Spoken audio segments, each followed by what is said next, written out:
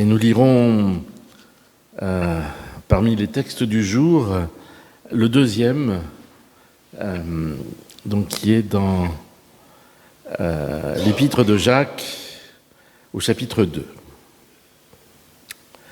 Mes frères et sœurs, vous qui avez la foi en notre Seigneur de gloire, Jésus le Christ, n'avantagez personne. Ainsi, par exemple, un homme riche portant un anneau d'or et des vêtements magnifiques entre dans votre assemblée, et un pauvre entre aussi avec des vêtements sales. Si vous ne tournez vos regards que vers celui qui porte des vêtements magnifiques en lui disant « Asseyez-vous ici à cette place de choix » et que vous dites au pauvre « Toi, reste debout » ou bien « Assieds-toi à mes pieds »,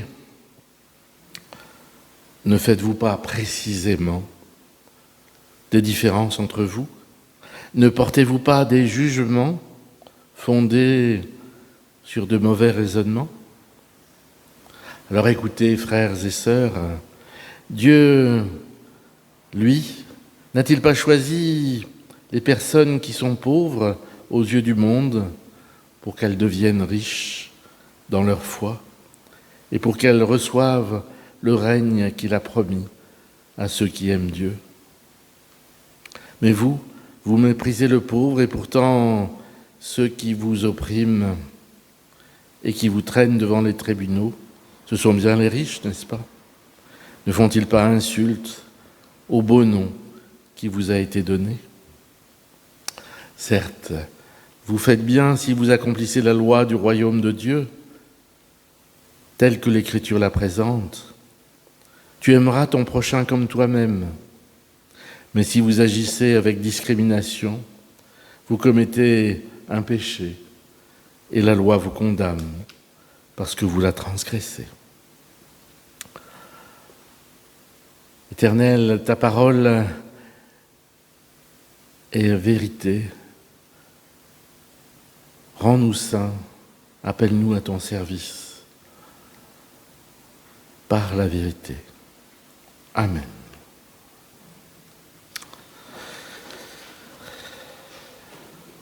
Chère assemblée, vous connaissez tous ces dictons populaires. L'habit ne fait pas le moine, il n'est pire que l'eau qui dort, ou l'air ne fait pas la chanson. Ces proverbes, bien de chez nous, disent à peu près tous la même chose. Il ne faut pas se fier aux apparences. C'est aussi le thème que développe Jacques dans le texte de ce matin. Mais alors que la sagesse populaire évoque plutôt les dangers qui se cachent derrière la surface des choses et des gens, l'apôtre appelle à ne pas tenir compte des apparences dans les rapports humains et à considérer tout être humain avec bienveillance. Il dénonce les a priori, les jugements, les discriminations en vigueur au sein de son Église. Le second commandement, tu aimeras ton prochain comme toi-même, ne semble pas être la règle. Certains prochains sont apparemment plus proches que d'autres. Et comment une communauté fondée sur l'évangile de l'amour a-t-elle pu en arriver à créer parmi ses membres des cloisonnements et des hiérarchies ? Une première explication tient au contexte économique et politique à cette période juste après Jésus, au 1er siècle, une période de prospérité économique. Et vous savez que ces périodes font qu'il y a des gens qui s'enrichissent et des gens qui s'appauvrissent. Et du coup, ce sont des périodes favorables pour créer ou agrandir le fossé qu'il y a entre les riches et les pauvres. Et puis, la société gréco-romaine de l'époque est fondé sur l'esclavage. Il est courant ou admis qu'un maître a un pouvoir absolu sur ses esclaves. Et c'est finalement tous les rapports sociaux qui sont perçus comme des rapports de soumission et de domination. Dans ces conditions, comment la société chrétienne pourrait-elle rester en marge de cette évolution économique ? Pouvons-nous imaginer que les hommes et les femmes qui la composent laissent leurs habitudes et leurs conventions sociales à la porte de l'Église ? Il est évident que les chrétiens d'alors reproduisent à l'intérieur de leur communauté les comportements de leur vie quotidienne. Parce que l'Église n'est pas en dehors du monde, on y retrouve les traits de son époque. Et puis, au début du christianisme, la première Église est assez fragile. Alors, les premiers chrétiens font attention aux puissants et ont à cœur de s'adjoindre les faveurs des dirigeants. Il est même légitime de rechercher des appuis auprès des puissants et des financements chez les plus fortunés. Ainsi, les chrétiens auxquels Jacques s'adresse avaient peu à peu établi dans leur Église et entre eux des distinctions suivant la profession, la richesse, le réseau des relations.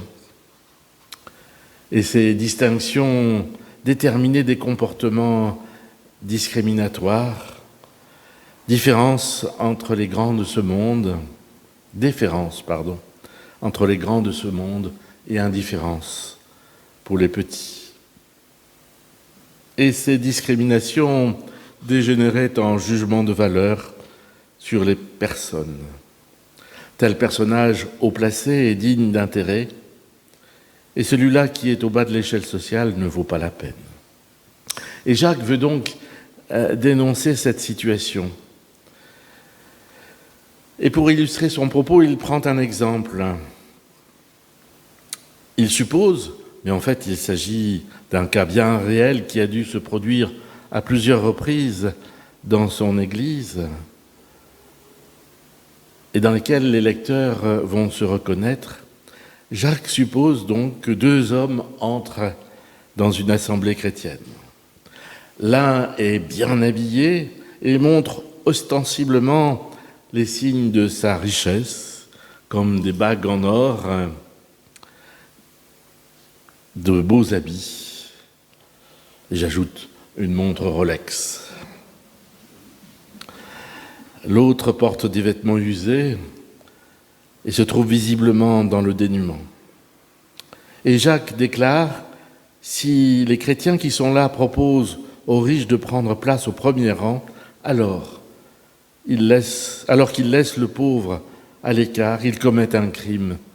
Au regard de l'Évangile, ils bafouent le second commandement, « Tu aimeras ton prochain comme toi-même ».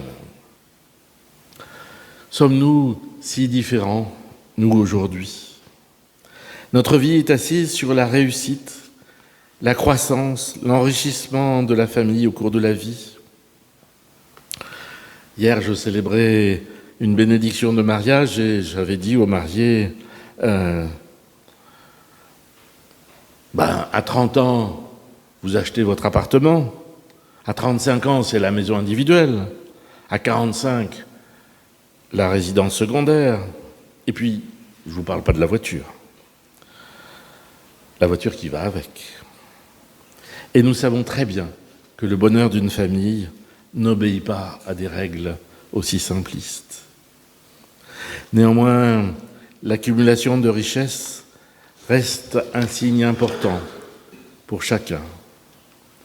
Et le contexte social de notre pays n'est pas non plus sans analogie avec la Méditerranée du 1er siècle.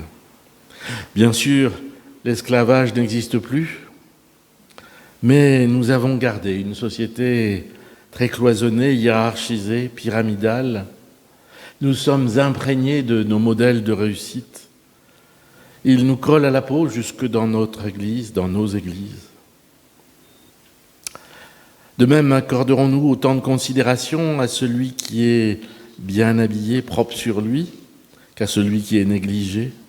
Donnerons-nous autant de crédit à celui qui s'exprime bien, qui parle avec des mots choisis de l'esprit, plutôt qu'à celui qui n'a pas de facilité pour parler, pas de vocabulaire pour illustrer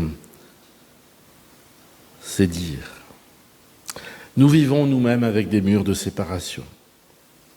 La tendance est à l'acceptation et au refus. Dit autrement, nous likons et nous scrollons des personnes. C'est courant. C'est notre culture aujourd'hui. J'écoutais les informations vendredi après-midi et il était demandé à des gens ce qu'ils pensaient du nouveau Premier ministre, qui n'avait pas dit un mot, qui n'avait pas pris la moindre décision.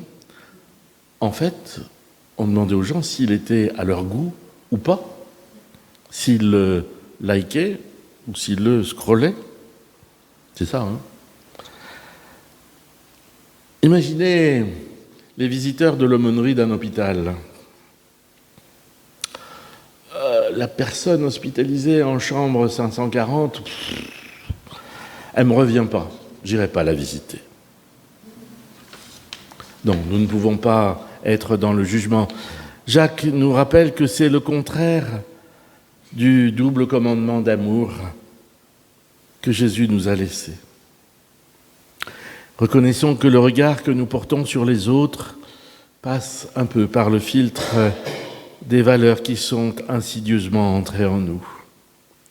Le paraître, l'apparence qui fait l'être humain, la force, la loi du plus fort est toujours la meilleure, la position sociale, il a une très bonne situation, le salaire, l'argent. Ce sont ces valeurs qui inconsciemment guident notre jugement et nous font établir des discriminations entre nous. Alors recevons cette lettre de Jacques comme une interpellation forte pour nous aujourd'hui. Nous ne pouvons pas confesser que Jésus, le Christ, est notre maître et se courber devant les personnages importants en ignorant ceux qui sont au bas de l'échelle. Il nous faut rester droit, ne pas nous laisser troubler par la fascination qu'exerce la séduction, l'apparat, les belles paroles, le pouvoir, les signes du pouvoir. Et j'ai parlé de la belle montre tout à l'heure, qui me semble toujours un peu paradoxale. Une montre, ça donne l'heure, point. Mais non, ça indique aussi un statut social. Au fond, Jacques nous exhorte à changer nos lunettes et à considérer nos semblables avec le regard de Dieu, un regard qui est à la fois, qui est paradoxal. Dieu est à la fois impartial, c'est-à-dire qu'il accorde la même valeur à chacun, mais il est aussi partisan. Il choisit les pauvres pour se faire connaître. Alors, d'abord, Dieu est impartial. Aux yeux de Dieu, chaque être humain a la même valeur. Chacun est digne de considération, indépendamment de ses mérites, de ses diplômes, de ses efforts, de son travail. Chaque être humain est enfant de Dieu, quelle que soit son apparence. C'est ce que Christ nous a montré. Alors souvenons-nous de tous ces interdits écartés par Jésus pour rencontrer une fois la Samaritaine, la femme cananéenne, la femme qui saignait, les lépreux et tous les malades. Autant d'interdits qui lui ont permis ou qui ont fait qu'il a transgressé la loi religieuse de son époque concernant la pureté. Dans son regard à lui, Il n'y a plus ni pauvre ni riche, ni beau ni moche, ni bien portant ni malade, ni homme ni femme, ni faible ni fort, mais il y a des sœurs et des frères. Et puis Dieu est partisan. Que cela nous plaise ou non, Dieu a pris le parti des petits. Il les a choisis pour exprimer l'Évangile, il les a choisis comme témoins pour prêcher la bonne nouvelle. Souvenez-vous des pêcheurs sur le bord du lac de Tibériade, de la Samaritaine, des aveugles. C'est à eux que le royaume est confié. Dieu en a fait des confidents privilégiés. C'est le caractère renversant de la bonne nouvelle. Certains diront révolutionnaire. Si les banques ne prêtent qu'aux riches, Dieu donne sa voix aux pauvres. Les pauvres sont les élus de Dieu. On objectera que Dieu fait preuve de discrimination lui aussi, mais la discrimination qui fait problème, c'est celle qui exclut, alors que Jésus réintègre dans la société ceux qui en sont exclus, les marginaux. Elle ne signifie pas mépris des autres, mais offre un canal privilégié pour découvrir la grâce de Dieu. La discrimination de Dieu ne parle pas de la grandeur des élus, mais de la grandeur de Dieu. C'est ce que Jésus, pauvre parmi les pauvres, a montré. Nous percevons mieux alors ce qui est en jeu. Ce n'est pas une question de charité chrétienne. Jacques ne reproche pas aux chrétiens de ne pas faire le bien en aidant le pauvre. C'est beaucoup plus fondamentalement la question de notre fidélité à Dieu qui est au centre. Si nous ne regardons pas chaque être humain avec le même regard, alors nous ne pouvons pas être les témoins de l'amour de Dieu, dans l'Église et hors de l'Église. Car vous comprenez bien qu'aux yeux de l'apôtre, on ne peut pas séparer la sphère privée de la sphère publique, le comportement dans l'Église et le comportement dans la société. L'amour du prochain s'applique à tous, en tout lieu, en tout moment.